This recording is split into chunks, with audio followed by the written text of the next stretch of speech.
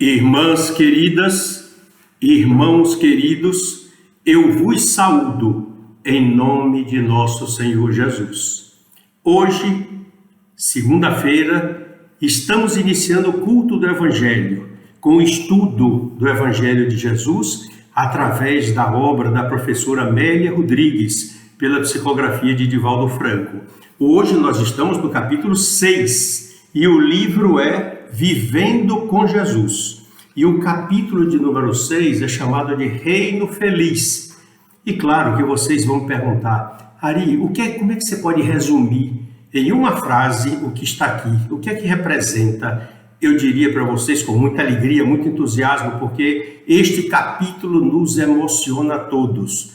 Jesus fala do reino dos céus e a felicidade. E nós vamos ter um aprendizado muito grande. E vocês vão perguntar, mas que circunstâncias? Em livro anterior, a professora Amélia Rodrigues nos fala e que após aquelas prédicas, aquelas conversas às margens do lago de Genezaré, ele ia para a casa de Pedro. E lá ele se recolhia com os apóstolos e outras pessoas, geralmente vizinhos ali da proximidade, e dizia mais coisas do que ele podia dizer em público, sobre as coisas do reino dos céus, sobre as coisas da outra dimensão, do plano espiritual. Hoje vocês vão ver com detalhes a forma como ele fazia, como ele se pronunciava perante os apóstolos, o respeito pelo desconhecimento que os apóstolos apresentavam, tudo isso de uma forma maravilhosa, doce, que vocês vão ficar emocionados. Esse é um capítulo que realmente nós fazemos com aquela alegria no coração de ver o esforço que Jesus fazia para ensinar grandes revelações às pessoas, na sua maioria, desconhecedoras, até mesmo de escrever, não sabiam escrever. A maioria deles que estavam ouvindo Jesus eram analfabetos. Então veja a dificuldade que Jesus teve e conseguiu nos legar os 4 evangelhos que estão hoje, com todo o seu amor, com toda a sua ternura, com todo a sua dedicação pelo auxílio. É impressionante. Então nós vamos começar agora, para vocês verem, quando ela começa. Nós já falamos que a linguagem dela é uma linguagem romanceada, mas que nos embala para entendermos melhor as informações. Vejam como ela começa aqui. Nas inesquecíveis, quer dizer, não esquecíveis, inesquecíveis estações primaveris, quando terminavam as pregações nas margens do lago em Cafarnaum e as multidões se dispersavam, o amigo, o poeta, o cantor, buscava a tranquilidade do lar de Simão Pedro, vivendo as abençoadas experiências familiares. Viram que coisa linda? Os apelidos, os adereços que ela dá a Jesus, o amigo, o poeta, o cantor, buscava a tranquilidade do lar de Simão Pedro, vivenciando as abençoadas experiências familiares, a experiência da família. Aqueles que acompanhavam Jesus, na maioria ali residentes vizinhos, e nas suas redondezas, continuavam ao lado de Jesus, em diálogos intérminos, sem terminar, exuberantes de aprendizagem e de enriquecimento de amor. Como é que podia perder um caso desse? Qualquer um de nós, você que está me escutando, se estivéssemos lá, nós teríamos anseio de perguntar mais coisas, para saber mais, sair da nossa libertação da ignorância. E ele, com todo o amor, fazia aquilo. Então vocês vão ver agora, olha o esplendor como ela descreve. Invariavelmente, quando a lua cheia derramava suas franjas de prata nas águas do mar espelho, refletindo-se em esplendor de luz, e a brisa perfumada corria nos braços do vento brando, Jesus se assentava em uma das muitas pedras existentes na praia de areia marrom, e os amigos cercavam-no de carinho quando ele lhe apresentavam a Jesus as suas dúvidas e as suas inquietações. Ainda é preciso ver isso aqui. Olha, apresentavam as dúvidas. Reparem bem, Jesus se assentava numa pedra, geralmente na praia de areia marrom, porque era água doces, quando lhe apresentavam suas dúvidas e inquietações. Imagine quanta gente, todos tinham dúvidas e tinham inquietações. E aí ela continua: ainda ecoavam nos recônditos lá dentro dos sentimentos daqueles amigos o cântico incomparável das bem-aventuranças que ocorrera dias antes, as suas promessas e desafios que os tomaram de surpresa no momento em que Jesus declamou as bem-aventuranças. Sempre que Jesus abria a boca e falava, pérolas de sabedoria escorriam dos seus lábios em maviosos cânticos que os extasiavam. Que coisa mais linda! Imaginem o que sentiu a professora Amélia Rodrigues pesquisando nos arquivos espirituais. Imagine aqueles equipamentos todos ilustrando, que gravaram aquilo tudo que aconteceu no tempo de Jesus. E ela assistindo, que emoção ela não deve ter passado para registrar tudo isso para nós na parte das letras, dos livros. É impressionante. E aí ela diz, aquele inesquecível sermão, quer dizer, o sermão da montanha, as bem-aventuranças, falara sobre as bem-aventuranças e eles não conseguiram penetrar imediatamente no seu significado transcendental. Estavam acostumados às lutas do dia a dia, agitação do trabalho pesado, preocupações com os impostos exorbitantes e os recursos para a sobrevivência deles e da família. Desejavam, é certo, diz a professora Amélia, desejavam, é certo, ter paz, desejavam repouso despreocupado na velhice ou pela ajuda confortável na enfermidade, mas nunca haviam pensado nas delícias do reino dos céus de que Jesus lhes falara e não entendiam como era. Vocês vão ver agora. Tiago, que era o apóstolo mais versado nas Escrituras, fiel aos textos de Moisés, ele não era analfabeto, ele sabia ler e escrever. Por isso ele tinha mais estudo antes de conhecer Jesus nas Escrituras, era fiel aos textos de Moisés. Tampouco se preocupara antes com a vida além do corpo, não tinha essa preocupação. Ele tinha uma ideia somente de que após a morte, os bons seriam recompensados, enquanto os maus seriam punidos, o que lhe bastava para o atendimento. Pronto, isso para ele ficava satisfeito, mas não sabia mais o que podia acontecer. A visão nova que Jesus apresentava em torno da espiritualidade surpreendia Tiago, sem que pudesse entender exatamente como seriam essas recompensas propiciadas pelo Pai misericordioso. Então vocês vejam como ele era estudado, versado nas Escrituras, fiel aos textos de Moisés, mas não tinha ideia do que ocorreria depois da morte, não era a preocupação dele. Apenas ele entendia, não, os bons serão recompensados, os maus punidos. E aí, onde, como, não tinha ideia. Ele não podia entender como seriam essas recompensas propiciadas pelo Pai misericordioso. Então, porque houvesse naquele momento um silêncio mágico, arrebatado pelos sons da natureza e o quebrar das leves ondas na praia bordada de espuma branca. Eu gosto disso da professora Amélia, como ela dá um colorido lindo à sua mensagem.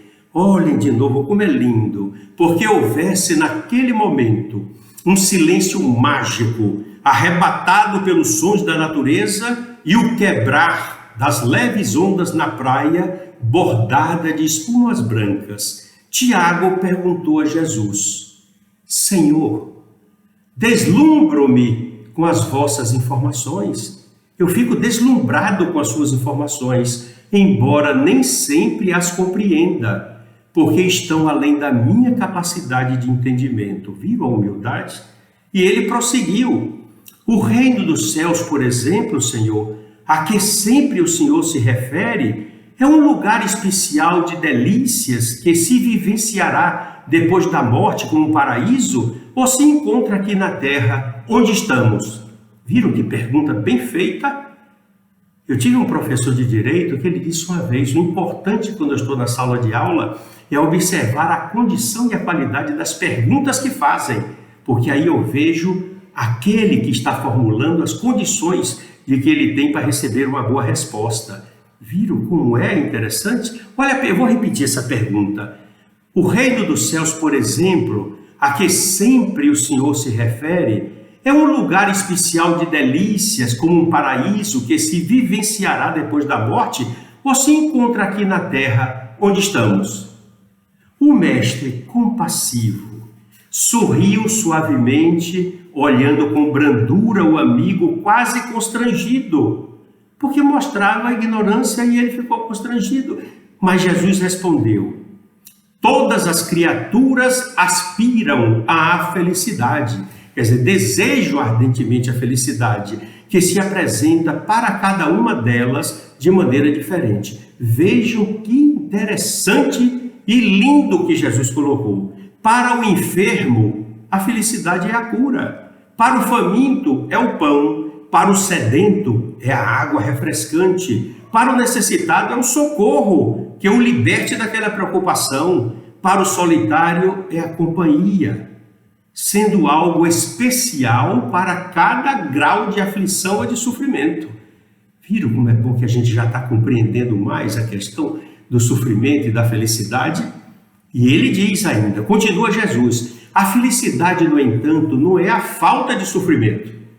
Existem pessoas que não se encontram doentes, que não têm carência de coisa alguma e, no entanto, vivem dominadas pelo mau humor, pelo desinteresse em torno da vida, tristes e sempre calados.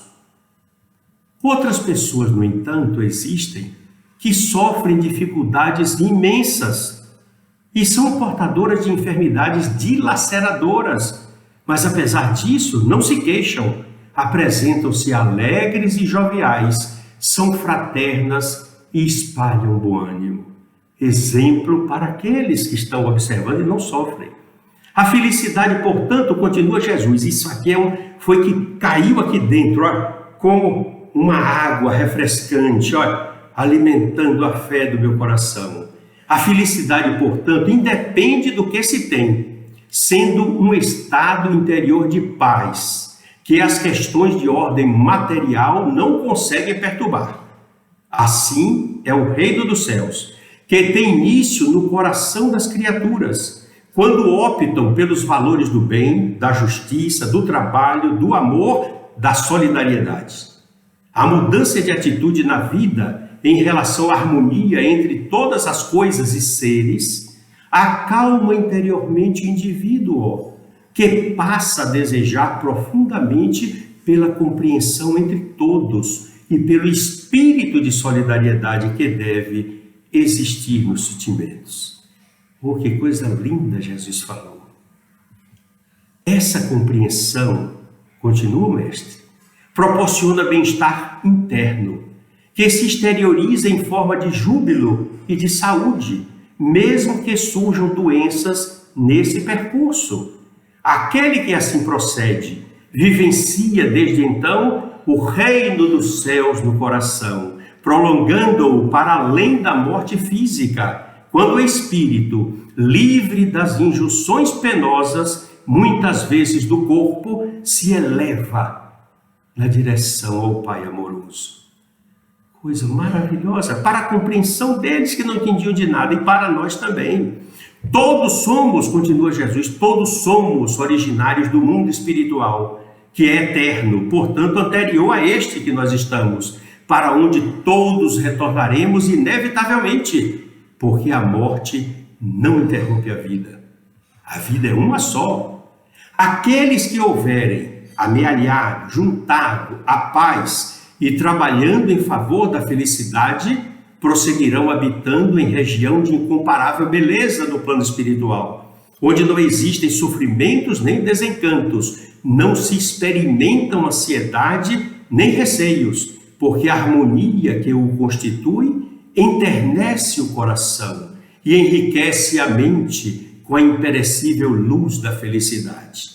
Viram nos lugares espirituais. Aí, ele fala desses lugares onde aqueles que têm preparado o coração vão parar, recebido pelos amigos espirituais, e aí eles se encontram envolvidos naquela comunhão que é a colheita daquilo que ele semeou aqui na terra.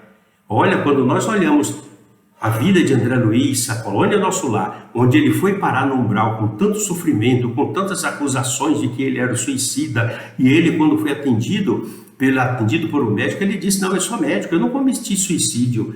E o médico, com todo carinho, disse para ele: mas como médico, o senhor sabia que o uísque, as comidas exageradas, picantes e muito gordurosas, fariam coisas negativas no seu organismo.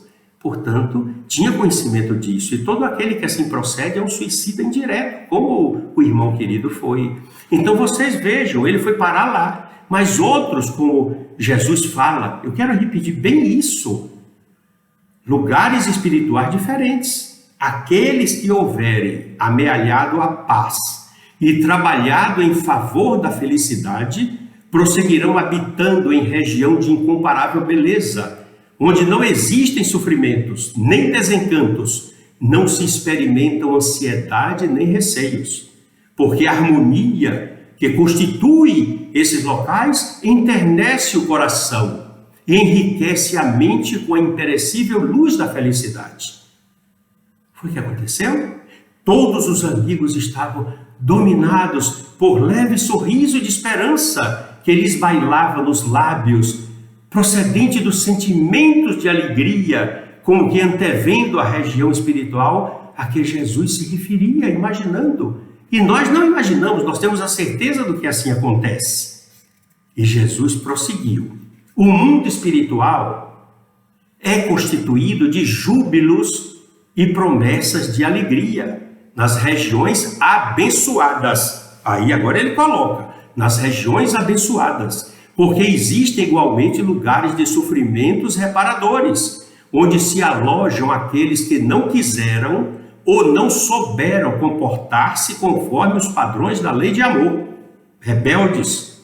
Ali, expungindo, erradicando os crimes e equívocos de que se fizeram responsáveis para poderem libertar-se do mal que neles existe e avançar na direção da felicidade, que não é negada a ninguém, porque o Pai é somente amor. Viram que coisa linda? A felicidade desse modo, que constitui o reino dos céus na terra, não é feita dos desejos e da sofreguidão, agonia que atormentam as criaturas, mas de renúncias e de libertação das coisas que escravizam. As posses, por mais honrosas, conforme se apresentem, são temporárias e ninguém as conduz após a morte, ficam todas aqui, sendo motivo de desavenças e desgraças, normalmente entre aqueles que ficam como herdeiros. Os tesouros reais, portanto, são aqueles que libertam a consciência e dulcificam o coração, adoçam o coração. Para tanto, é indispensável que se tenha vida interior rica de ideais e de compreensão das necessidades humanas.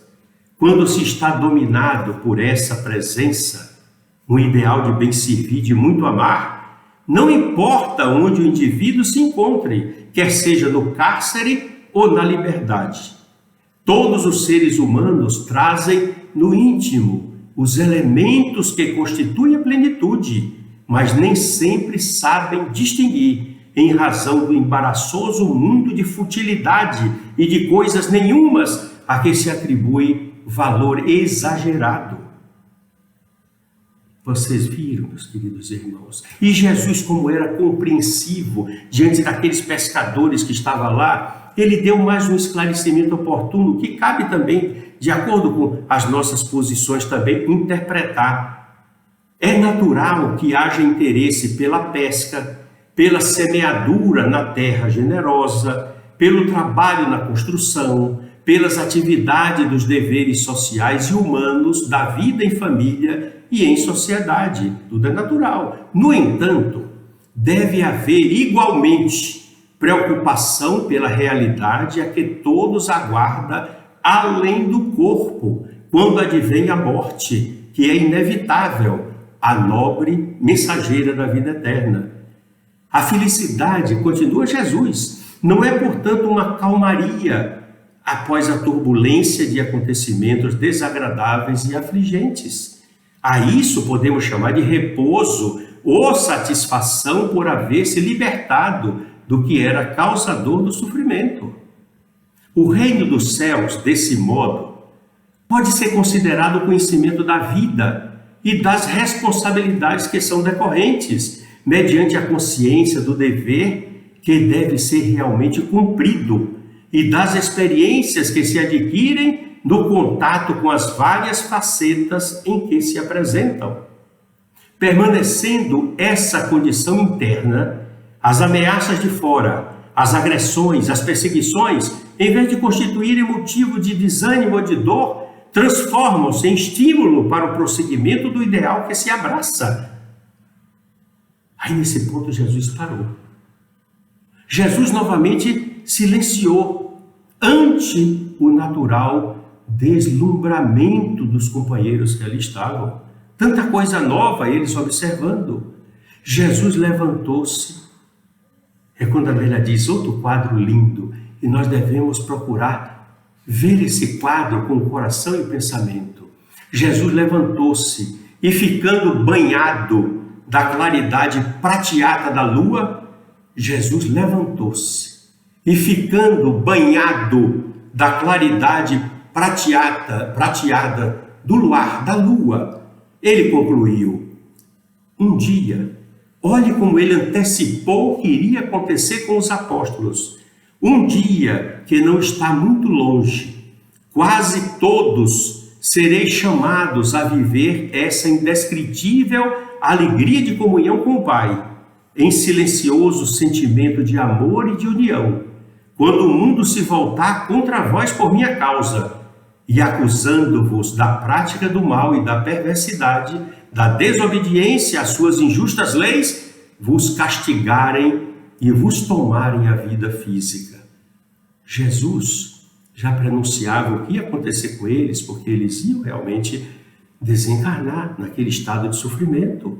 Mas olha o que Jesus preparou para eles, olha, observem. Jesus diz para ele, não temais. Eu me sinto emocionado porque eu estou falando para vocês o que Jesus falou. É como se eu estivesse aqui interpretando Jesus. Isso aqui é uma honra que a humilde posição não me permite. Mas a professora Amélia escreveu, estou apenas interpretando para vocês, mas foi o que Jesus falou, como se Jesus estivesse pelos meus lábios transmitindo essas palavras.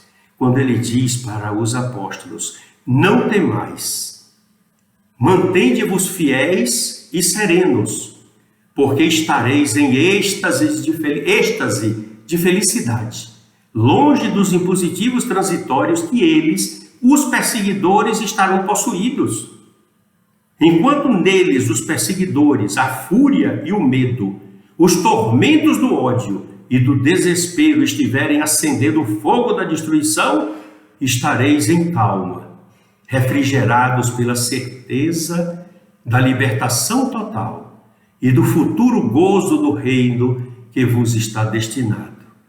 Alegrai-vos então e cantai, dominados pela compaixão em relação aos perseguidores e pela expectativa do reencontro comigo e com todos aqueles que vos têm amado desde o princípio. Olhe que recompensa maravilhosa! E quando nós chegarmos também ao destino dos apóstolos, nós vamos ver quantos sofrimentos eles passaram.